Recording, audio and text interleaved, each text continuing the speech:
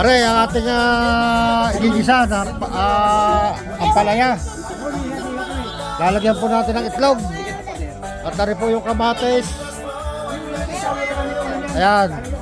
At nakaprepare na po yung ating bangos. Ano, bangos.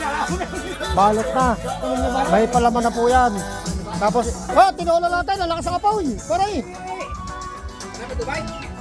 Tama na yun. Tama na yun. Di ka malakas ang apoy. Ay, nag-vlog na ay.